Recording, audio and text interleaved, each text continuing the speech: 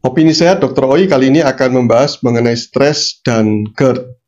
Stres menyebabkan asam lambung atau penyakit asam lambung, yaitu GERD itu, atau gastroesophageal reflux disease, yaitu suatu kondisi di mana asam lambung ini naik, ini lambung, naik ke kerongkongan, jadi yang di atas, ya, karena lemahnya katup yang ada di sini, yang membagi antara kerongkongan dengan lambung, sehingga katup ini lemah dan terbuka, asam lambung naik ke atas. Ini disebabkan karena, yang terutama karena stres.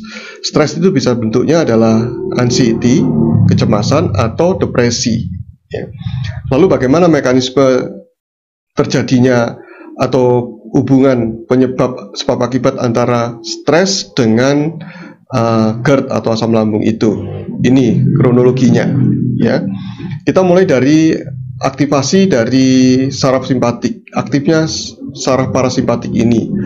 Akibat aktifnya parasimpatik ini adalah produksi asam lambung meningkat, kemudian menutupnya katup kerongkongan ini, ya, dan peningkatan pengosongan lambung. Jadi isi lambung cepat dikosongkan karena aktifnya parasimpatik itu. Aktifnya parasimpatik ini disebabkan karena rangsangan dari mata.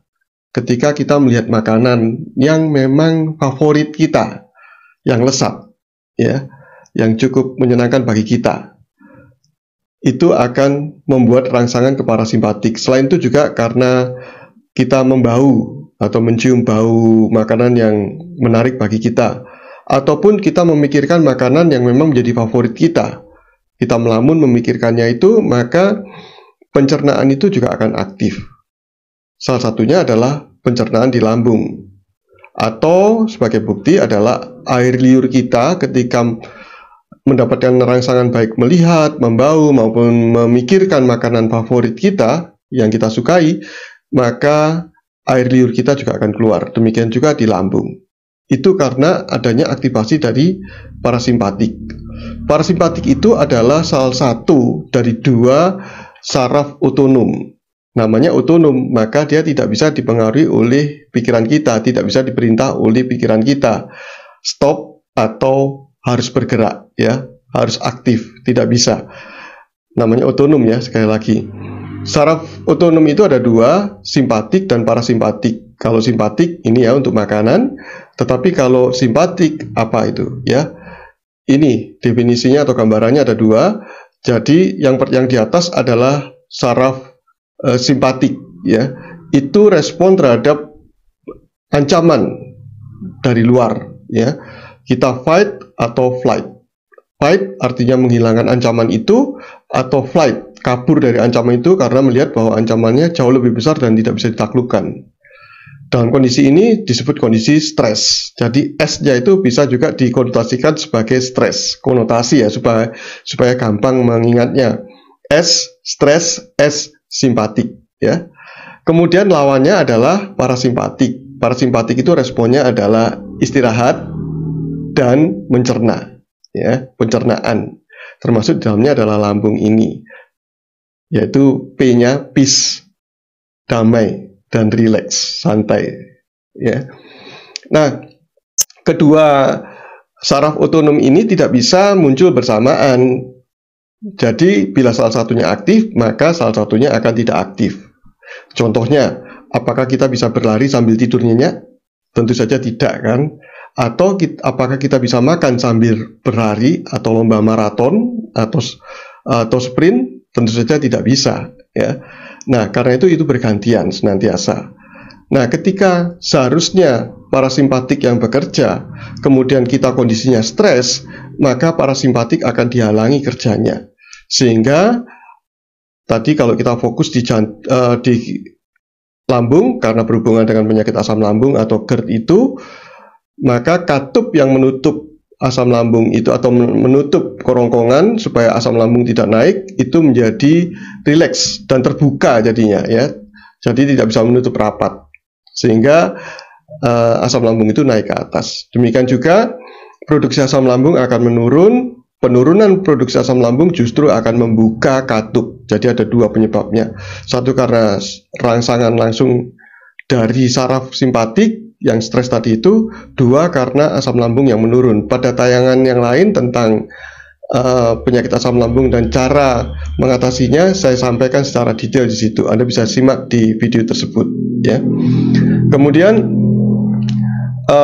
ini menyebabkan gangguan asam lambung, jadi penyakit asam lambung atau penyakit lambung lainnya seperti MAH, ya, gastritis.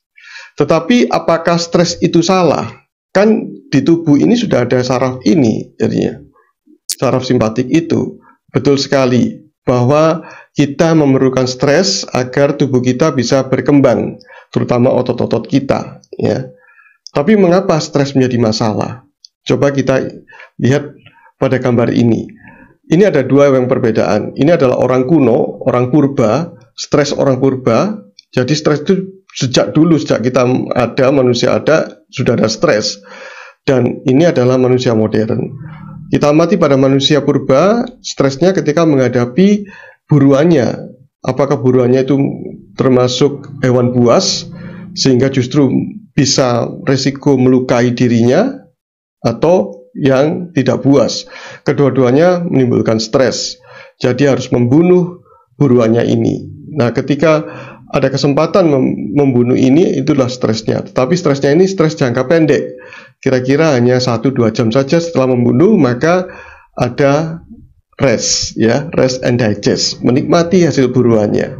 Berbeda dengan manusia modern yang stresnya sangat panjang sekali, bahkan 7 kali 24 jam, terutama ketika dikejar target atau ketika kena PHK, ya, menyesal seumur hidup. Jadinya ada suatu kesalahan yang menyebabkan penyesalan seumur hidup, mengakibatkan anxiety dan depresi, ya, kecemasan dan depresi. Itu adalah penyakit pikiran, stres, dan ini mengakibatkan gangguan pada pencernaan. Ini yang tidak baik. Ini menyebabkan distress, namanya stres yang salah. Inilah manusia modern, ya. Stresnya 7 kali 24 jam, bahkan lama sekali. Ketika dimarahi bos, ketika ditarget bos untuk menyelesaikan pekerjaan dan sebagainya. Maaf bos, si bos disamakan dengan hewan buruan di zaman purba dulu sebagai suatu ancaman, ya. Oke, berarti kita harus mengatur pikiran kita supaya pikiran kita tetap sehat. Pikiran yang sehat akan mempengaruhi kesehatan dari lambung kita. Ya, ini gambarannya seperti contoh di ilustrasi ini. Otak yang stres, lambung jadi sakit. Otak yang gembira, lambung jadi gembira. Terima kasih sudah menyaksikan video dari saya ini. Semoga penjelasan saya ini dapat membantu Anda untuk mengatasi GERD atau penyakit asam lambung Anda bila Anda memilikinya. Bila ini bermanfaat bagi Anda, silakan bagikan kepada teman-teman yang lainnya. Salam sehat dari saya, Dr. Oi.